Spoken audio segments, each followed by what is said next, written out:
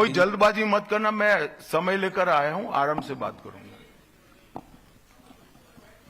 राजू चक्रवर्ती वर्तमान।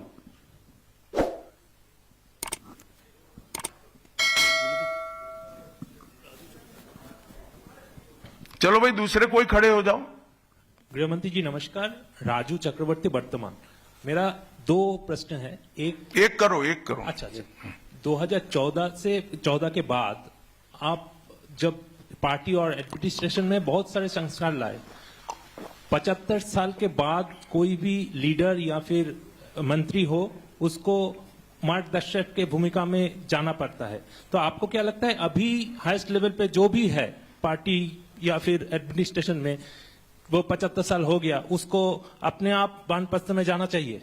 चलिए मैं बुलाकर आपको बताऊंगा। तुम बंगाल की चिंता करो भैया, मेरी पार्टी की क्यों चिंता कर रहे हो? हेलो,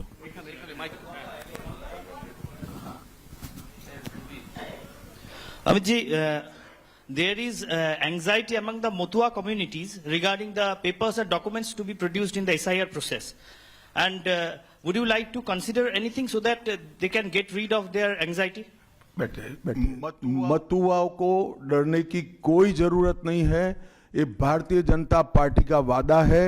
जो शरणार्थी बंगाल में आए हैं वो भारत के नागरिक है, इनका कोई नुकसान नहीं कर सकता, ममता बनर्जी भी नहीं कर सकती। Amit ji, this is Atri Mitra from Indian Express. पिछले कई इलेक्शन में हम लोग देखे हैं कि your ground level organisation was failed to dominate in the day of election with TMC. So is your organization is ready for now in 2020? आपने ध्यान से नहीं देखा है। मैंने इसीलिए पहले भाजपा की विकास यात्रा, भारतीय जनता पार्टी की विकास यात्रा बनाई। हम 3 सीट पर थे, 77 पर पहुंचे हैं और 77 से अब एज अ मुख्य विरोध पक्ष हमारा अधिकार है कि विफल सरकार को उखाड़कर हमें जनता शासन देगी। हम 77 सीट पर ऐसे नहीं पहुंच सकते, 18 सीटें ऐसे नहीं जीत सकते हैं। हमारा काम बूथ तक पहुंच चुका है, इसी के कारण हमें सफलता मिली है। कृष्णजीत बख्शी, दूरदर्शन। आप विकास की बात कर रहे थे। हम अलग अलग शहर में जब मेट्रो की बात करते हैं तो हम मेट्रो की सूचना घोषणा देखते हैं और बाद में 2-3 महीने बाद मेट्रो चढ़ते हैं। लेकिन कोलकाता में हम देखते हैं कि हम बचपन से मेट्रो का काम चलते रहते हैं और खास तौर से मैं जब ऑफिस जाता हूं देखता रहता हूं कि एक जगह है जहां पे मेट्रो का काम आधा अधूरा पिछले कई सालों से है और 2-3 बार हाईकोर्ट का इंटरवेंशन के बावजूद भी वो काम हो नहीं पा रहा है और इसीलिए कई सारे जो यात्री है काफी उसका दिक्कत हो रही है। तो ये जो यहाँ पे विकास का काम इस तरह से केंद्र और प्रदेश की खींचतानी में रुकावट देखते हैं, इसमें कैसे इसका इलाज किया जाता है?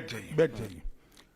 देखिए, भारत सरकार पूरे देश में इंफ्रास्ट्रक्चर के डेवलपमेंट के लिए बहुत सारे काम कर रही है। अगर भारत सरकार का पक्षपाती कामकाज का तरीका होता तो वो तमिलनाडु को भी अप्लाई हो सकता था, तेलंगाना को भी अप्लाई हो सकता था और हर राज्य को अप्लाई हो सकता था। सभी जगह इंफ्रास्ट्रक्चर के काम अच्छे चल रहे हैं। सिर्फ बंगाल में तकलीफ क्यों आ रही है? क्योंकि मेट्रो हवा में नहीं चल सकता, भूमि चाहिए। भूमि पर जो एंक्रोचमेंट है वो खाली कराने का काम राज्य सरकार का है। यहां भारत सरकार जो भी योजना लाए इसका विरोध करना, ये मानसिकता से सरकार चल रही है, जो बंगाल का भी भला नहीं कर रही है, देश का भी भला कर रही है। क्यों तमिलनाडु की मेट्रो में प्रॉब्लम नहीं हो रहा है? क्यों तेलंगाना की मेट्रो में प्रॉब्लम नहीं हो रहा है? यूपी में लखनऊ में मेट्रो तब लगी जब अखिलेश जी मुख्यमंत्री थे, वहां पर भी प्रॉब्लम नहीं हुआ। मेरा तो आपसे आग्रह है, इतने अभ्यासु पत्रकार हो, कुछ पत्रकारों का संघ बनाकर इसके डेप्थ में जाकर व्हाइट पेपर बाहर निकालो कि सारी योजनाएं क्यों अटक गई है, तो आपको मूल कारण मालूम पड़ जाएगा। एबीपी।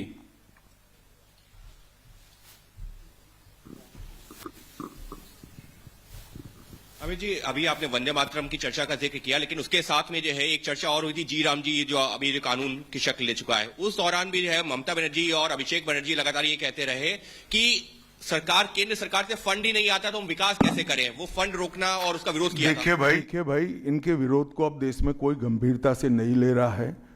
अगर कोई एक स्टेटमेंट भारत सरकार करेगी कि भारत देश कोई भी क्षेत्र में सबसे पहले आएगा, तो भी ये विरोध करेंगे। विरोध उनका स्वभाव हो चुका है। इनके विरोध को कोई गंभीरता से नहीं ले रहा है, ना जमीन पर इसका कोई विरोध का असर दिख रहा है। लोहिया, एनडीटीवी। गृहमंत्री जी नमस्कार। पहला सवाल यह है कि कई ऐसी केंद्र की स्कीम्स आती हैं जिनको बंगाल में इम्प्लीमेंट नहीं किया जाता है। कहा जाता है कि केंद्र कोऑपरेट नहीं कर रहा है, और ये भी कहा जा रहा है कि अगर भारतीय जनता पार्टी की सरकार आई बंगाल में तो जो तृणमूल कांग्रेस की कल्याणकारी स्कीम्स हैं उन्हें रोक दिया जाएगा। आप कैसे देखते हैं इसको? देखिए, मैं बंगाल की जनता को यह अपप्रचार चल रहा है, इससे स्पष्ट रूप से भारतीय जनता पार्टी की ओर से कहना चाहता हूं कि भारतीय जनता पार्टी की सरकार बनने के बाद अभी की जो सरकार जो स्कीमों के नाम से जो कुछ भी चला रही है, एक भी स्कीम बंद नहीं होगा। और हमारे घोषणा पत्र में हम जितने भी स्कीमें करेंगे उसको जमीन पर उतारेंगे। ये हमारा रिकॉर्ड है, ट्रैक रिकॉर्ड है, देश भर में है। उज्जवल राय, एएनआई। सर, आपने सबसे पहले ही घुसपैठियों की बात की है, जो सबसे बड़ा मुद्दा देश के लिए भी है, और खासकर पश्चिम बंगाल जिस तरह से बांग्लादेश का अभी मौजूदा हालात है उसको देखते हुए। लेकिन जो सवाल आपने किया है उस पे प्रतिक्रिया ये मिलती है कि बीएसएफ तो केंद्र के अधीन है, आखिर ये विरोधाभास तुम कहां भाभी जी को याद करते थे? मैंने पहले ही जवाब दे दिया। बीएसएफ जब तक फेंसिंग नहीं होती है तब तक बीएसएफ सुरक्षा नहीं कर सकती है। बीएसएफ को भूमि देनी पड़ेगी फेंसिंग के लिए भारत सरकार को। मेरे स्तर पर मैंने 7 पत्र लिखे ममता बनर्जी को। ये 6 साल के अंदर 3 बार गृह सचिव यहां आकर मीटिंग कर गए चीफ सेक्रेटरी से। मैं पूछना चाहता हूं तृणमूल कांग्रेस की सरकार को, जमीन देने में क्या डर है? कि आपकी कोई रिस्पॉन्सिबिलिटी नहीं है, या आप घुसपैठ होने देना चाहते हो? और फिर भी नदी नाले जंगल कहीं से कोई घुसपैठिया आ जाता है, कहां आता है? सबसे पहले गांव के थाने और पटवारी के बगैर कोई रह सकता है? इसके डॉक्यूमेंट कौन बना रहा है? बंगाल सरकार बना रही है। देश भर से जो घुसपैठिए पकड़े जा रहे हैं, इनके पास से बंगाल के डॉक्यूमेंट, फर्जी डॉक्यूमेंट पकड़े जाते हैं। उन्होंने घुसपैठियों को अपनी वोट बैंक मजबूत करने के लिए राज्य सरकार की नीति के रूप में स्वीकार कर लिया है। इसलिए मैं कहता हूं कि तृणमूल कांग्रेस घुसपैठ नहीं रोक सकती। बंगाल की डेमोग्राफी खतरनाक तरीके से बदल रही है और आने वाला समय बहुत चिंताजनक है। 26 के चुनाव से पहले बंगाल में मंदिर मस्जिद की राजनीति शुरू हुई है। आपको पता होगा मुर्शिदाबाद में बाबरी मस्जिद का। एक मिनट, मंदिर और मस्जिद दोनों की राजनीति कौन कर रहा है? एक तृणमूल से निकले हुए एमएलए कर रहे हैं और एक तृणमूल कांग्रेस कर रही है। तो सवाल का एड्रेस गलत है, सवाल तो सही है। निर्माण से बंगाल और भारत में शांति का माहौल बिगड़ सकता है। देखिए, चुनाव के वक्त ये सब करने की परंपरा कितनी उचित है वो बंगाल की जनता को तय करना पड़ेगा। मगर मुद्दा यहां तक सीमित नहीं हुआ है। युवाओं की रोजगारी का है, महिलाओं की सुरक्षा का है, घुसपैठ का मुद्दा है, भ्रष्टाचार का मुद्दा है, इंडस्ट्रीज के पलायन का मुद्दा है, गिरते जा रहे इंफ्रास्ट्रक्चर के स्तर का मुद्दा है। ढेर सारे मुद्दे हुए, कहीं से बच नहीं सकते। अमोल राय, टीवी9 भारत।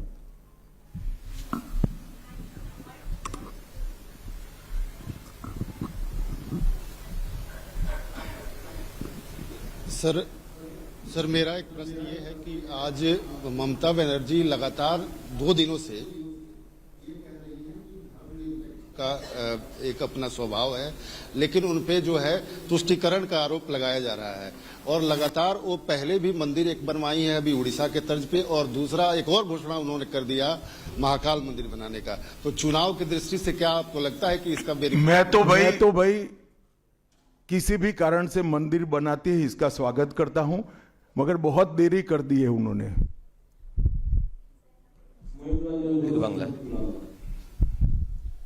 अमित जी, एक सवाल बार बार एक नैरेटिव फैला जाता है टीएमसी और लेफ्ट के तरफ से कि बंगाल में जितना भी काम कर ले बीजेपी कार्यकर्ता, ऊपर कुछ सेटिंग वगैरह है तो अमित शाह जी और नरेंद्र मोदी जीतना नहीं चाहते। आज पूछता है बंगाल, जवाब चाहे बांग्ला, आप लोग बंगाल को जीतना चाहते हैं? कितना सीरियस है सेंट्रल बीजेपी? देखिए भाई, मैं यहां आकर प्रेस कर रहा हूं। मोदी जी अभी थोड़े दिन पहले सभा करने के लिए आने के लिए निकले थे, जा नहीं पाए। अब ममता बनर्जी कह रही कि हम उनके साथ हैं। अगर उनको ये भ्रांति फैलानी है तो फैलाएं। भारतीय जनता पार्टी का कोई नेता घुसपैठियों को आश्रय देने वाले के साथ नहीं रह सकता। ये भारतीय जनता पार्टी का सिद्धांत है और हम सब भारतीय जनता पार्टी के कार्यकर्ता से लेके मोदी जी तक कटिबद्ध है कि मूल समेत तृणमूल कांग्रेस की सरकार को हम उखाड़ कर फेंक देंगे।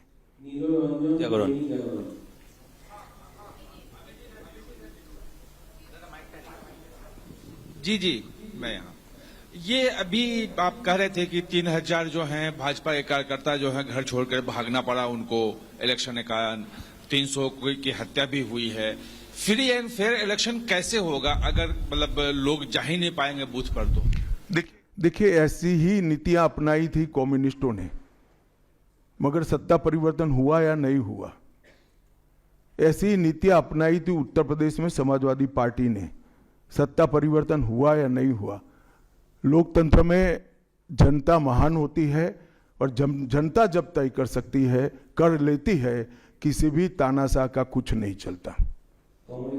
CNN News 18. Sir, there has been a huge attack by the Trinamool leaders that the election commission is BJP commission. That's what they say, and whatever deletion is taking place, that is at the behest of BJP. So how do you react to that, sir? देखिए, ममता जी के पास से और कोई अपेक्षा रख नहीं सकते। उनके खिलाफ जजमेंट आएगा तो जुडिशरी बीजेपी की है, इलेक्शन कमीशन घुसपैठिया हटाएगा, SIR लाएगा तो इलेक्शन कमीशन बीजेपी का है। वो हारने के बाद शायद ऐसा कहे कि मेरे कार्यकर्ता ही बीजेपी में चले गए।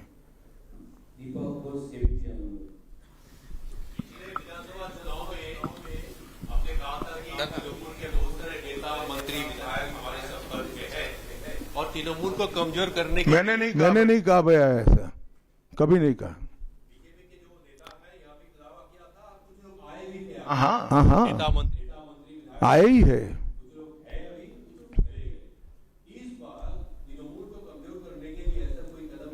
तृणमूल को कम, अरे सुनिए ना, सुनिए, समझ गया मैं आपका सवाल। तृणमूल को कमजोर करने की भारतीय जनता पार्टी को कोई जरूरत इसलिए नहीं है कि तृणमूल अपने अव्यवस्थाओं के कारण, अपने कामों के कारण जनता के बीच में कमजोर हो चुकी है।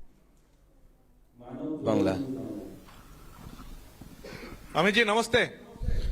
PMLA prevention of money laundering act, हम जानते हैं हमारा देश का काफी कड़ा एक आइन है, जिस आइन के दौरान अरविंद केजरीवाल जी तिहाड़ जेल चला गया, हेमंत सोरेन जेल चला गया। लेकिन यहाँ वेस्ट बंगाल में ED कलकत्ता हाईकोर्ट में रिपोर्ट दिया है, एक कंपनी है लीप्स एंड बाउंस जिसका 150 करोड़ रुपया सीज्ड हुआ है, लेकिन उसका मालिक अभी तक अरेस्ट नहीं हुआ। उसका नाम है अभिषेक बैनर्जी, NCMP, आप जानती है। इसीलिए सेटिंग्स वगैरह ये जो लोग प्रश्न कर रहे हैं, इसीलिए सेटिंग्स वगैरह ये हवा उठ रहे हैं, नैरेटिव्स उठ रहे हैं। बीजेपी का जो लोअर लेवल का नेता भी है वो भी पूछ रहे हैं कि क्यों अभिषेक बैनर्जी अरेस्ट नहीं हुआ, उसका कंपनी का 150 करोड़ रुपया सीज्ड हुआ फिर भी अरेस्ट नहीं हुआ। बीजेपी के लोअर लेवल के नेता का मुझ पर छोड़ दीजिए, बाकी भारतीय जनता पार्टी किसी भी एजेंसी के काम में दखल नहीं देती है। एजेंसी जो न्यायिक काम होगा वो जरूर करेगी, किसी से डरेगी भी नहीं, किसी को बचाएगी भी नहीं। G24।